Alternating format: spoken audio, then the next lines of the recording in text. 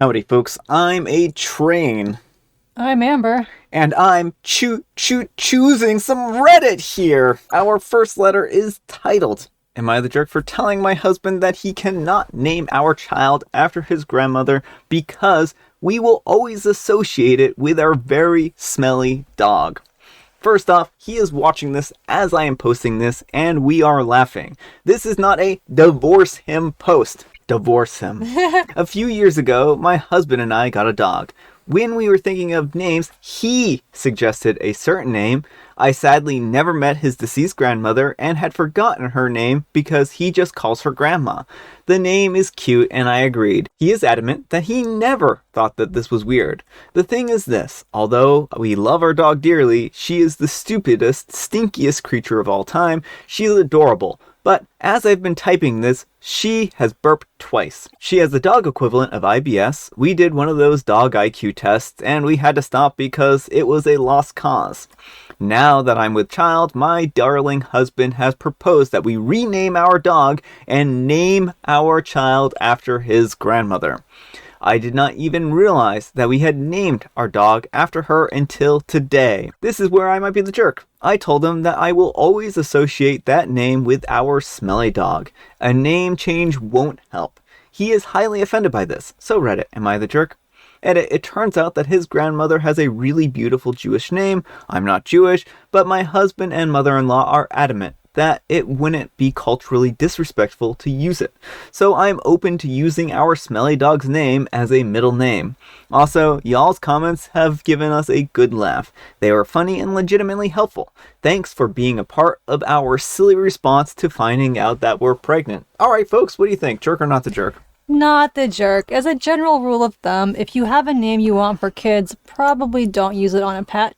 Because once you've used the name on someone else, it's always going to be associated with them. I write characters in books sometimes, and I can't even use names that are similar to people I know in real life. I'm like, I know a blah blah blah. Can I use a different name? I had to actually stop doing that just because I've had so many students at this point and I remember their names. So it's like any common name you think of, I've met someone with that name. Well, I just meant close family or Of anything course, like that. yeah. I don't mean general people I've met. Oh, yeah, absolutely. Yeah, I tend to shy away from certainly my immediate family and stuff like that too. I mean, I think if she had a middle name, you could always potentially use her middle name for a first name. Yeah. Well, that's kind of what OP sounds like that they're going to be doing. Well, they're doing the reverse. They're using her first name as the child's middle name, so as alternate. Oh, I see what you're saying. Yeah, I mean, I think that naming your kid after your grandmother is a great thing. I think naming your kid after your grandmother, who's also named after the dog, is a little bit more of a peculiar thing. Well, then it gets tricky to explain to your kid, because, also, that was the dog's name, but it's not the dog's name anymore, and now it's your name. That gets kind of thorny. Well, the kid's probably not going to know the difference, because they're not going to say the dog's name. Assuming they remember that the dog isn't named that. I mean, we were called by our cat's name because his name was Joey, and so my mom would be like, Joey, Amber. Yeah. So yeah, I don't think that they're the jerk, and I think that this is a funny situation, and I think that naming the kid's middle name after them is a wonderful tribute to the grandmother. So, anyhow, take care and good luck. And Miss Charlotte the Harlot says, not the jerk, but I vote to keep the dog's name and give the baby the same name as a middle name.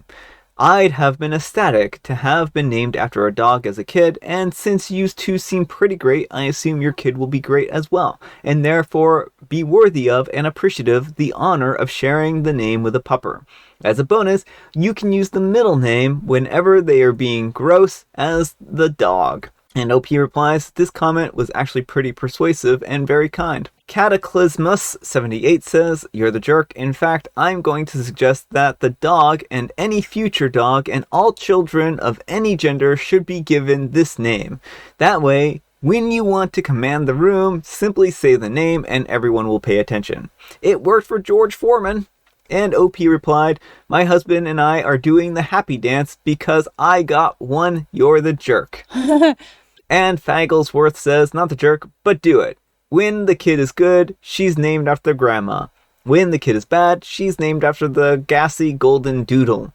And oh my goodness, this is the most compelling argument that I've seen. So, a great sense of humor on OP and her husband.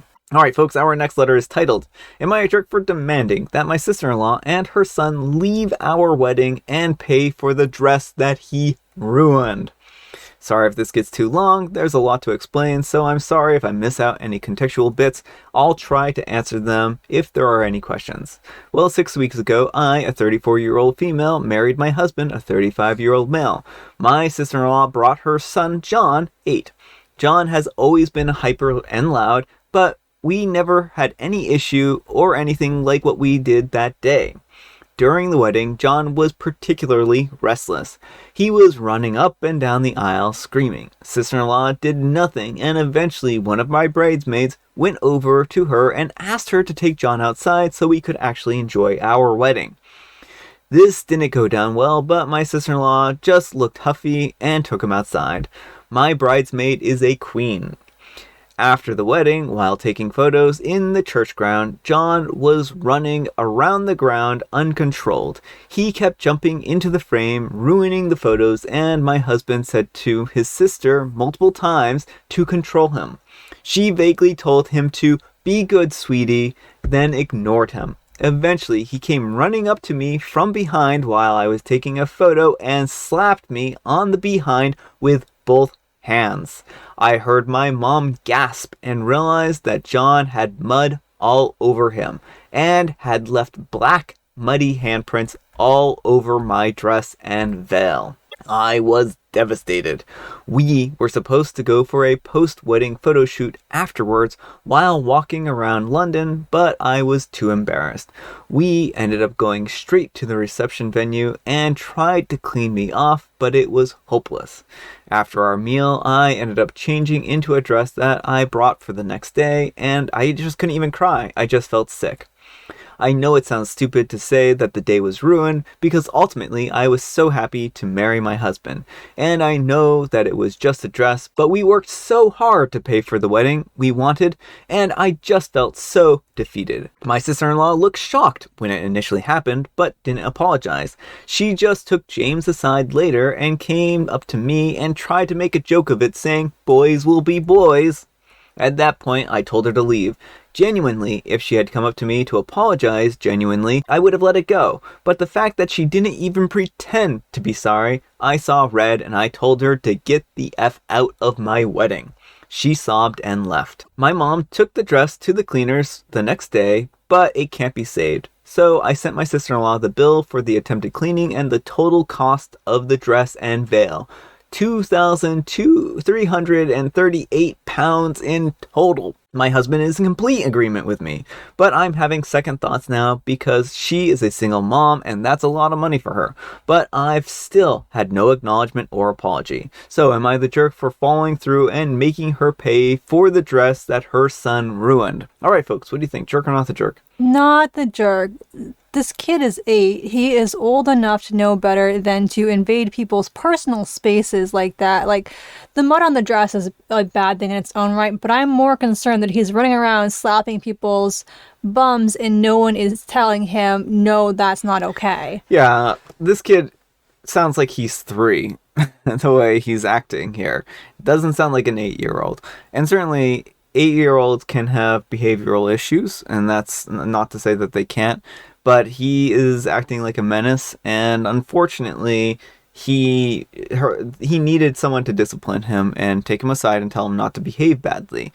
And the mom just refused to do that. If she had actually taken control of the situation and taken him out to the car or forced him to settle down somehow, then this would never have happened. Right. It seems like there's absolutely no consequences for his misbehavior. And, you know, again, like, yeah, kids get hyper and stuff like this, but this is beyond normal child hyperness and over energy.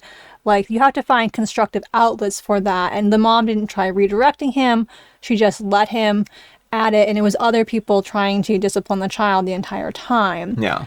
And so I know it's expensive, but this may be the sort of lesson that she needs, that like you can't just let your kid run wild at every event. Yeah, and it sounds like OP would only really charge for the dress because she didn't apologize.